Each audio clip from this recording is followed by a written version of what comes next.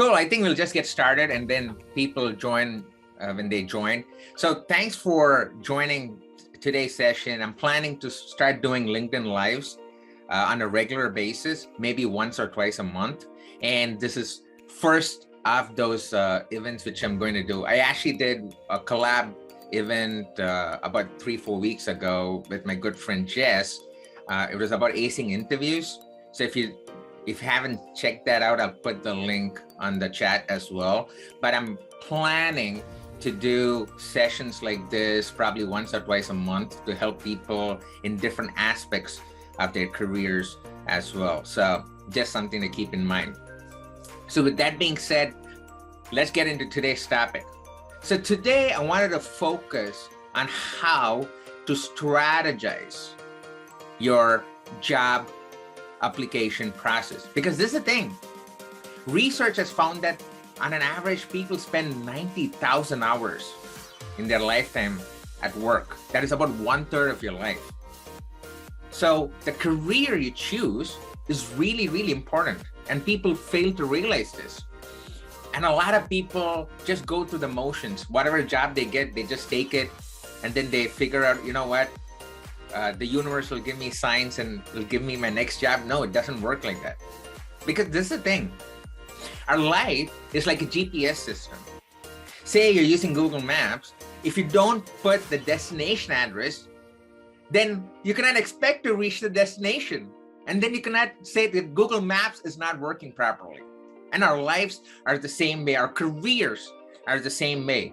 When you do not have a clear direction or clarity on where you want to go, then all the time, effort, and money you spend is a total waste. That's why you really need to strategize the entire job application process. And all the things which I'm going to mention today is not only applicable for people who want to switch jobs or find a new job, but it's also applicable if you already have a job, but you're looking to advance in your current job as well, right? So it goes both ways, just something to keep in mind. Today, I'm going to cover 6 steps to figure out what your ideal career is, what your dream career is, and how to build your profile based on that, and how to strategize and come up with a game plan to reach that dream career. So that's what we're going to cover today. In the later sessions, which I'm going to do interviews, salary negotiation, a lot of different topics. But today, I'm laser focused on the basics, on what everyone needs to know. Okay? So the first thing you want to keep in mind is you have to figure out what different types of jobs map to your strengths. Because this is the thing. There are a lot of people around us saying, okay, this is the right career for you. No, this is the right job for you. Then you listen to them and then you pick a job and then you're unhappy. That's because you're listening to other people but not listening to yourself. All the things you want to do in life is actually in your head. You just have to unravel it one by one and visualize it on paper. And that's where the simple exercise called the mind dump exercise is going to help. Okay, this is the first step anyone needs to do, irrespective of where you are in your career path, to make sure you are in your ideal career or you're going to apply for jobs related to your ideal career. And this is how the mind dump exercise works. So take a paper and pen. Okay, it's really simple. Put a line to the middle of the paper, okay, a vertical line. On the left column, write down all the things you love to do and you like to do, okay? And then on the right column, write down all the things you hate to do and you don't want to do anymore. And do this in an uninterrupted manner for about 30 minutes to an hour. No Facebook messaging, no text messaging, just focus. Because what's going to happen is you're going to take all the stuff in your brain and put it and start finding patterns when you write it down. So say, for example, in the things you like to do or you want to do, you identify things like you are a great communicator, you're a great listener, you can easily convince people, right? And you love working with teams. Then maybe getting into sales or marketing could be an ideal career for you because it maps to your strengths. This is how you start finding patterns in terms of where you want to go. Say, for example, you're in software testing and you always wanted to become a technical automation engineer. That's what I get a lot these days. They say, yeah, I want to, become more technical because that's where the money is. Then I ask them to do this exercise. Then by doing this exercise, they figure out different things about what they actually want, because they would have said that they hate to do programming, they hate technical stuff.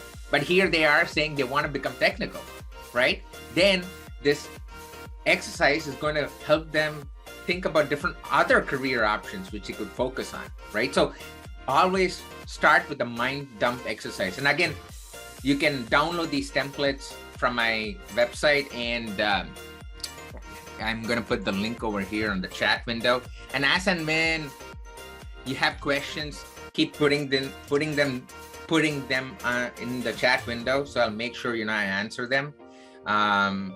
But yeah, so do the mind dump exercise, and if you go to that link which I just mentioned, you could download a lot of templates which I'm going to talk about today. So that is number one, mind dump exercise.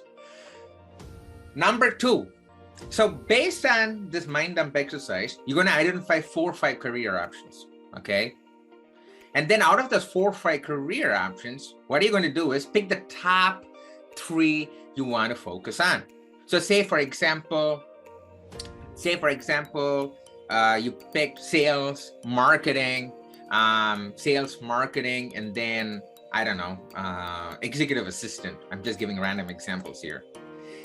So if those are your top 3, so once you pick the top 3, the next thing you want to do is start updating your LinkedIn profile to reflect the jobs, those 3 jobs which you want, right? What do I mean by that? I'll get to that in a second, but there's one question here. It says, what to do with the column things that you hate to do in the mind dump?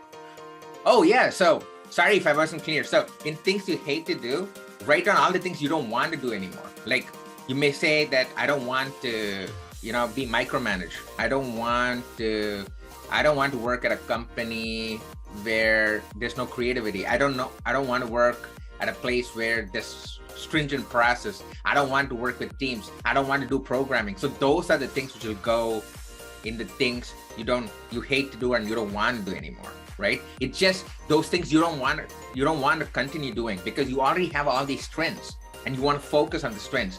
Your weaknesses is another person's strengths. Don't waste time focusing on the weaknesses. Just focus on the strengths. So that's what you would do on the other column. So again, recap would be left column, write down all the things you love to do or you want to do in the future. Right columns, all the things you hate to do and you don't want to do anymore. So hopefully that answered your question, Jurgita. If that didn't, just, put that in the comments. So coming back to where I left off. So now we've identified 3 career options based on the mind dump exercise. The next thing you want to do, which is the second thing, is update your LinkedIn profile with the right keywords based on these career options. Because this is the thing, folks. Everything you put on LinkedIn is rich SEO information and is indexed by Google. So what do I mean by that? So recruiters use AI-based software, and what they do is, say for example, they're looking for a software developer. They're going to put in different keywords into the software, such as JavaScript, programming, team collaboration, creativity, problem solving. And what's going to happen is the software is going to scan through the LinkedIn profile and look for these keywords. If you have those keywords, you are going to show up in the top 10 results of their search. And it's also indexed by Google. So say recruiters use Google and say candidates for software developer jobs, right? If you have the right keywords in your LinkedIn profile, you are going to show up in the top 10 results. That's why it's so important to have the right keywords based on the job you want on your LinkedIn profile. So if you don't have a LinkedIn profile, number one, I would say you probably immediately want to create that. And if you already have a LinkedIn profile, think about whether you have the right keywords based on the ideal job you want, based on the things you just identified, right? I'm going to pause here for a second Vijay said, is this meeting recorded? Yes, this meeting is recorded, and I'm gonna, this is LinkedIn Live, so you can go to this post whenever you want, and you'll see this whole interaction. And also, the reason why I'm using Zoom is I'm gonna record this meeting and then add subtitles and stuff, and then also put it on YouTube as well. So don't worry, you are gonna get this resource. Okay, Jurgita said I answered a question. Yep, cool. So now let's talk about keywords. So how do you know what keywords to add on your LinkedIn profile? That's a common question people are going to have. Of course, I have multiple ways you can identify keywords, and I put that in my book as well, which is called Skyrocket Your Career. And if you go to the free resources link, you'll find it. But just to help you get started, what I would do is, let's take another example. Say you are in sales, say your dream careers are sales, marketing, and say technical writing, okay? What you're going to do is go to Glassdoor and look at job descriptions related to sales associate, marketing associate, and technical writer, okay? Open 1 or 2 job descriptions for each, okay? And then see what keywords they use in the description, and literally cut, copy, paste it in your LinkedIn profile. It's as simple as that. And there's also a tool called Job Scan, and I could put that over here. It's called Job Scan.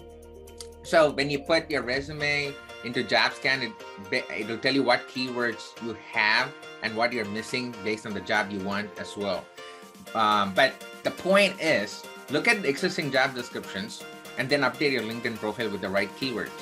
Then talking about updation of LinkedIn profile, there's some key things you really want to note here. First thing is you need to have a catchy tagline, okay? So say, for example, you're using Instagram, okay? You keep scrolling. All of a sudden, you stop and say, ooh, cute cat video, right? You stop. That's because there's some video which catches your attention. You need to have the same kind of effect on LinkedIn as well. And that comes when you have a catchy tagline. So say, for example, you are a test manager, you know, a QA manager. Instead of just saying QA manager as your tagline, you would say, helping companies solve complex problems through decision making. You need to have something which is catchy because you want to grab people's attention. And of course, have a professional photo, no photo with a beer bottle, or this is not Facebook, folks. So have a decent headshot of you. So we talked about tagline, we talked about the headshot, and the next thing you want to do is have a really good about section. The about section is like an elevator pitch, okay? So within a minute, people need to know, what value do you bring to the table? Why do I really need to talk to you right now? That is what the elevator pitch is. So for example, this is how an elevator pitch would look like. My name is Raj Subrameyer. I'm a tech career strategist. So I help people specifically in the tech space to find their dream job and become successful leaders in the industry. I've been in the tech space for over 16 plus years now, and I've helped numerous people have positive personal life and career transformations. More information about how I help people can be found on my website, rajsubra.com. See, that is my elevator pitch. In that pitch, I wantedly inserted a lot of things. I said I have 16 plus years experience. I've helped numerous people. I inserted my website. I told you what I do. So that's what an elevator pitch is. And your About Me section is your elevator pitch. It's 2 paragraphs where you need to talk about what you do, how you make an impact, and what value and skill sets you bring to the table. Those are the 3 things you want in 2 paragraphs in your About section, okay? And then, of course, you want to update all other sections of your LinkedIn profile, like your experience section, volunteering section, you want to get recommendations, you want to fill up your skill sets. So those are the things you need to do on your LinkedIn profile.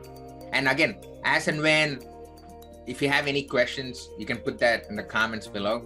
But so I covered the mind dump exercise, number 1. Then once you identify the 3 career options, you have to update your LinkedIn profile, number 2.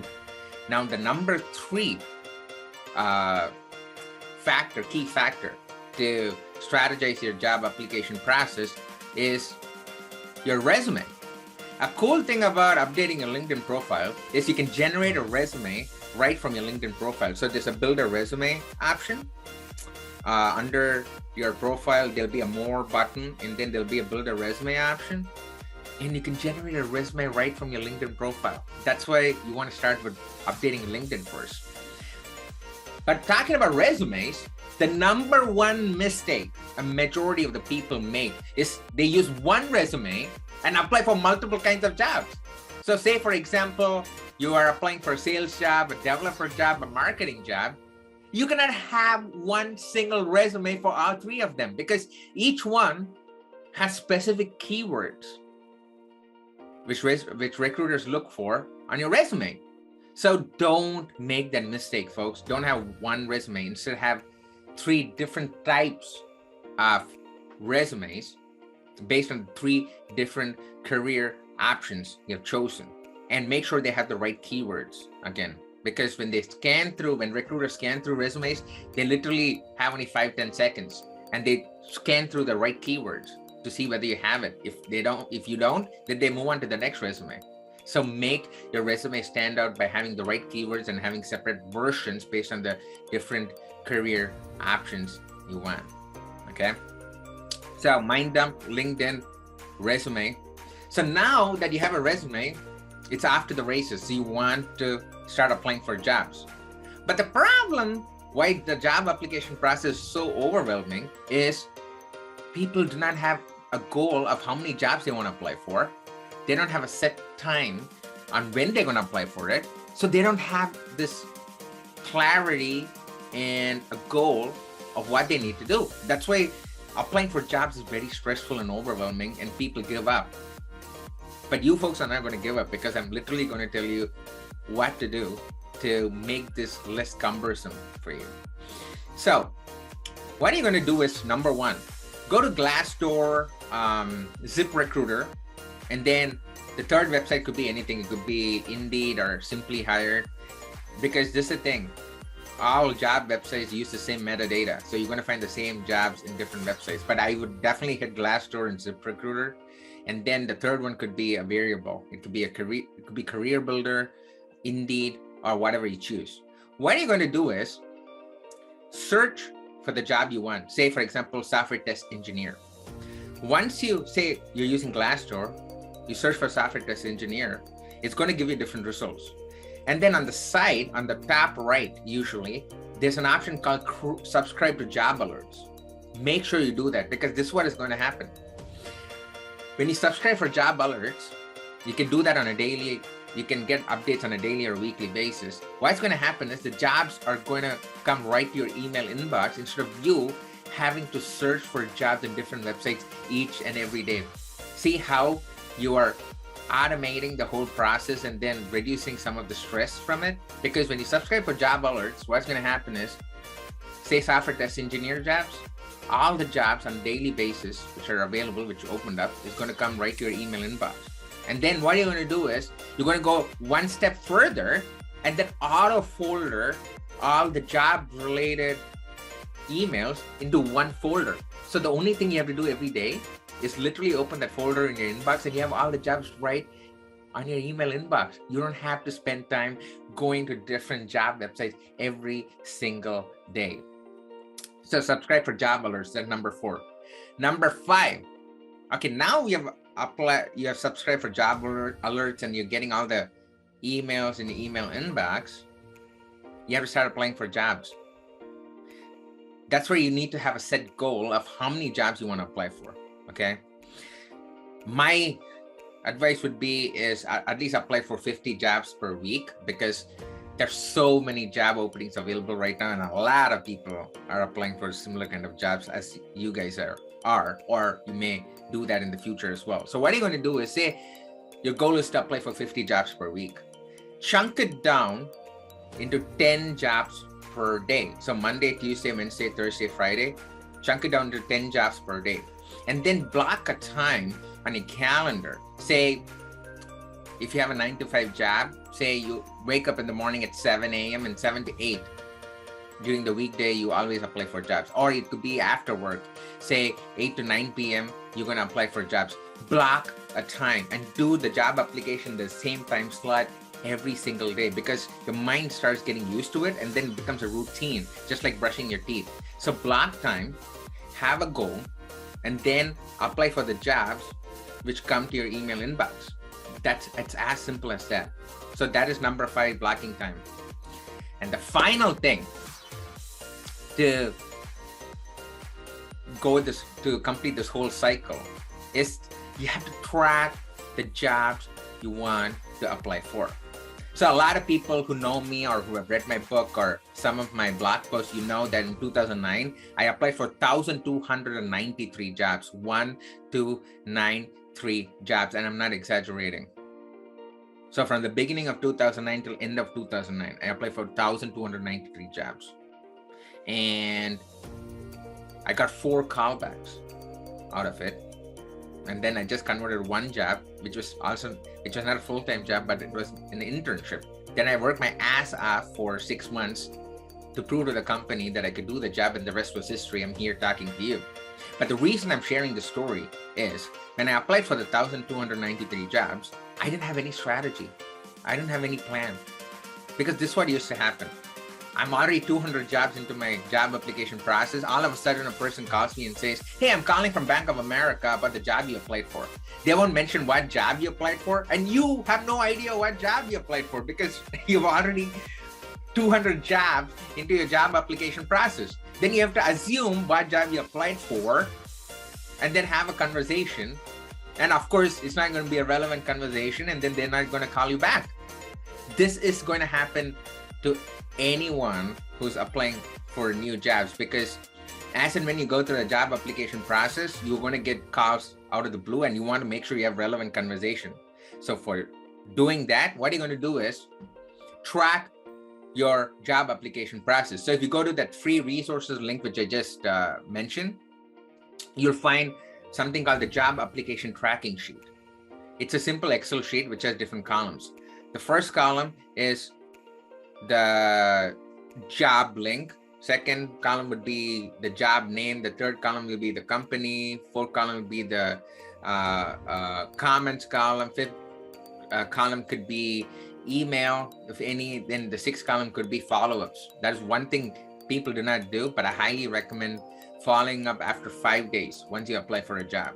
Okay, and in this way, you have an Excel sheet, and if you get a call, all of a sudden you would say, hey, give me a second, let me get into a place where it's quieter. And in that time, what you're going to do is you're going to go into your Google Sheets on your mobile phone, and then you could go to this company and see what job they're talking about. See how you can approach the whole thing in a structured manner. So strategizing your job application process also involves tracking your job on this Excel sheet, right? And again, if you go to this link over here, for those of you so you'll find the templates over there. But yeah, these are the 6 key things anyone needs to do if you really want to strategize your job application process, increase the probability of getting that interview call, and making this whole process less stressful. And following this approach, after that experience in 2009, I exponentially increased the number of interview calls I got. And then I, of course, converted most of my jobs, which I'll talk about in different other sessions, which I'm going to do when I do LinkedIn Lives. And I've helped my clients increase their chances of getting interview calls as well by following this approach. And not everyone talks about this, but this is how you do it, folks. If you really want to stand out from people, strategize it. Nothing in life is ad hoc. Everything is a strategy, okay? Only if you have a plan, that's when you can reach it.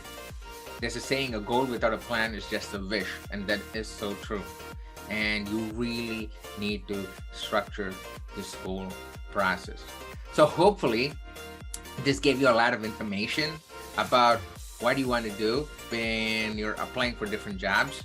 And then in my upcoming sessions, we'll talk about the other stuff in your job life cycle, in the sense, okay, once you get an interview, how do you prepare for it? How do you ace those interviews? How to negotiate a salary? How to be successful at your job? How to stand out from the crowd? How to become a great speaker? How to write articles? How to exponentially boost your productivity?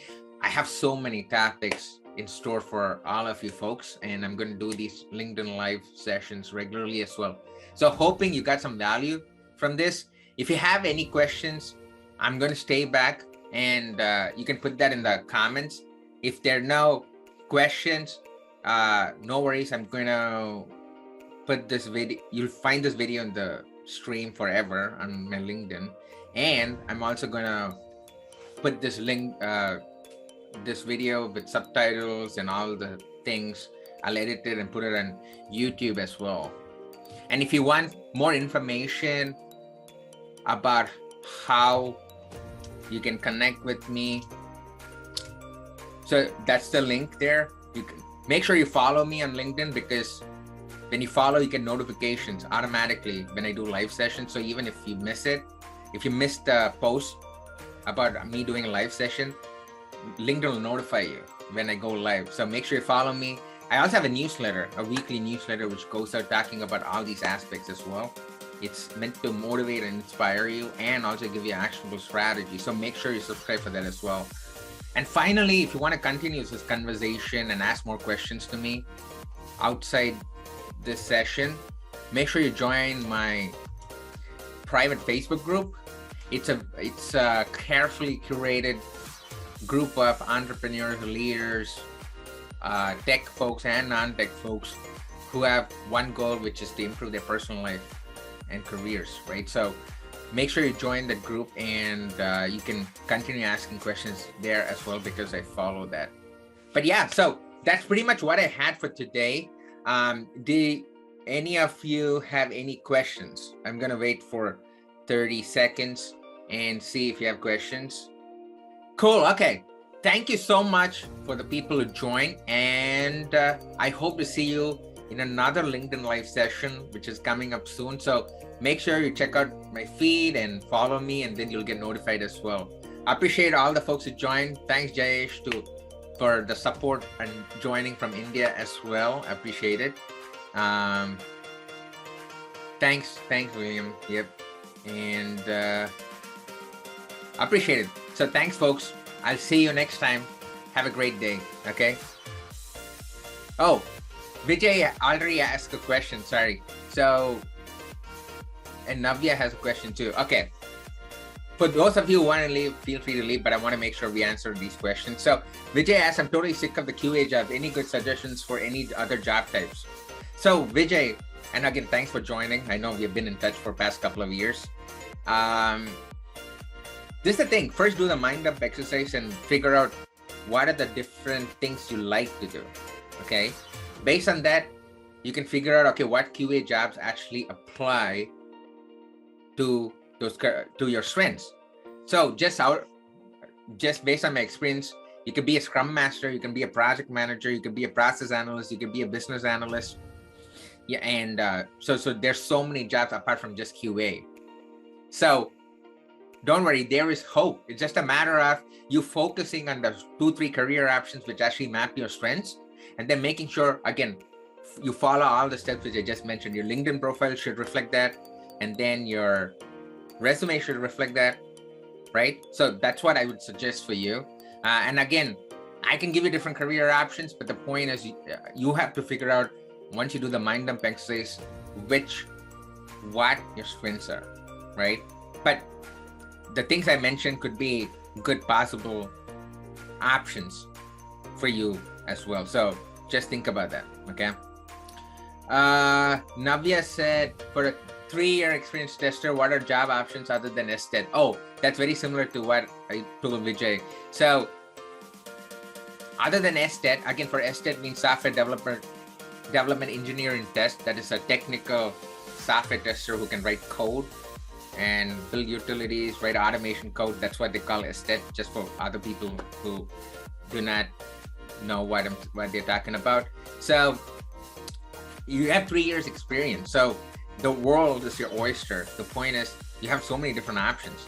Again, you can be a business analyst, you can be a process analyst, you could do a Scrum certification and become a Scrum Master. You could do a PMP certification, move into product management and project management roles. And all these things apply for Vijay as well, right?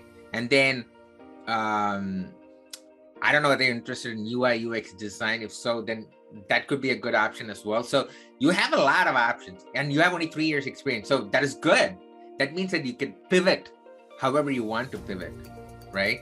So those are some things just to keep in mind, which you could focus on. And again, see all these, whether all these job types which I just mentioned aligns with your strengths. Just because I told that these are some job options doesn't mean that you have to apply for all these jobs, and then you're going to get overwhelmed. I can pick the top 3 and then focus on that. So that's what I would say. Cool. Any more questions? Okay, cool. If you have more questions, make sure you put them on the private Facebook group, because there, apart from me, a lot of other people will answer your questions as well, because there are a lot of like-minded, awesome folks in the community. And yeah, I'm looking forward to seeing all of you in my next LinkedIn Live. And again, I'm super excited because it's the first time I'm doing a solo LinkedIn Live session. These folks on LinkedIn didn't freaking give me a LinkedIn Live access till about a month ago, although I posted about 400 videos on LinkedIn. But anyways, I don't want to go into a rant, but now I have LinkedIn Live. I'd love to see you folks again in my next session. I'm planning to do probably another one in another couple of weeks. So follow me then. And of course, you can connect with me and schedule a call with me if you want to talk about stuff as well. Okay.